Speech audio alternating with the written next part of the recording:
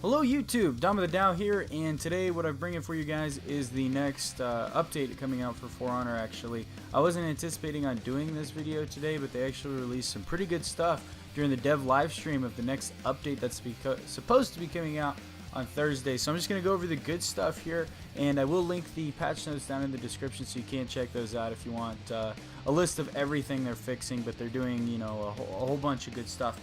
So to begin, they're getting rid of unlock tech. So I'm not sure if you guys are familiar, but unlock tech is where you'd come in with a heavy, or you do like you're running heavy or whatever, and you'd unlock. You would you know, let go of L2 or left trigger when you were performing the attack, and the attack would then become unparryable. So they took that out. They took out unlock tech. Thank God. Now, something awesome that I'm super excited about is Warlord, man. They're bringing him back a little bit. After the last update, they kind of said, wow, Warlord is way underpowered now, so we're going to be fixing him. We're going to put a lot of his stuff back to his pre-patch state, and that includes his headbutt timing is going to be pre-patched, so what it was before. Now, also his dodge recovery is going to be shortened from 700 milliseconds to 600 milliseconds, just to make him kind of on par with everybody else. I mean, I think his was a little bit slower. Now, his light side attack, the damage is going up from 12. Yeah, it is going up to 13 from 12. So it's going up 1 point. Doesn't really matter. And then his counter stab damage is increased to 12 from 10.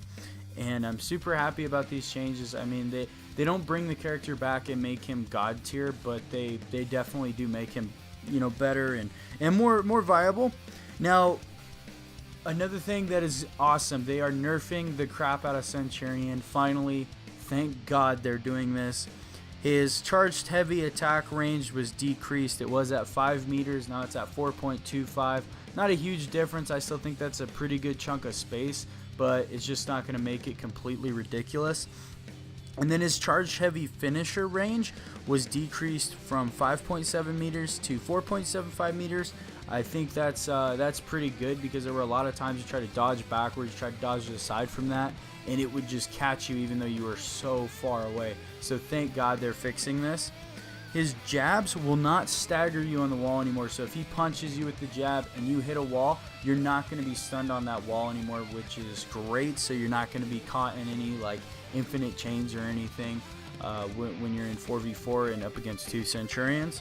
Now, his jab stamina drains. So when he punches you with the jab, right, it takes away some of your stamina.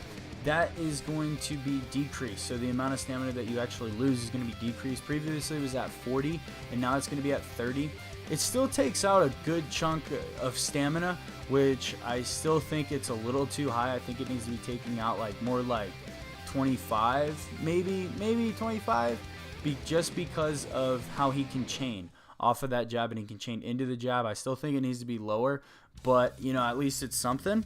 His Legion kick will not stun you anymore, so this is good. So when he kicks you, it would stun you before, so you weren't able to see the direction of his next attack. Well, now when he kicks you, you are going to be able to see that. So I know a lot of times they come in with the jab and then come in with a heavy to the top of the side, and with him, when you just got jabbed, it's sometimes hard to tell, you know, exactly where that attack's coming from. So they are bringing that in, thank God. And also his stamina cost is being increased for his attack for his heavy, where you're on the ground and then he jump stabs you. That one is going to be increased. It was at 12 stamina, now it's going to be at 20, so that's a pretty good chunk of change right there. Now they are also removing flicker from the game. You know, this is where you'd go up commonly against like Peacekeepers or Arachis, where they would press the heavy button and press the light button slightly after, so that it gave the impression that a heavy was coming from a different direction, but then they would hit the light so that it turned into a zone attack. Now they're actually fixing this. They're getting rid of it. So, you know, I know I play a lot against a lot of Peacekeepers. That would cause me a lot of issues because of that. So, you know, they are taking that out, and I think the game's I think overall this is making the game a lot better and a lot more enjoyable. But we'll see how it turns out on Thursday. I can't imagine it going downhill, but I think it'll definitely get better. Let me know what you guys think in the comments below about these changes, if you're excited for them, what's going on. Also, there is a double XP weekend for Honor this weekend, so make sure you hop on and level up some characters. Also, drop a like on the video if you did like it, and go ahead and hit that subscribe button if you are new to the channel so you can stay up to date with all my future content. I will be bringing some more COD World War II gameplay tomorrow from the open PC beta that's going on this weekend, and I will tell you guys, exactly how that changed. I might even do a reflection on my previous video about the subject. So anyway, thank you guys for watching, and I will see you in the next video.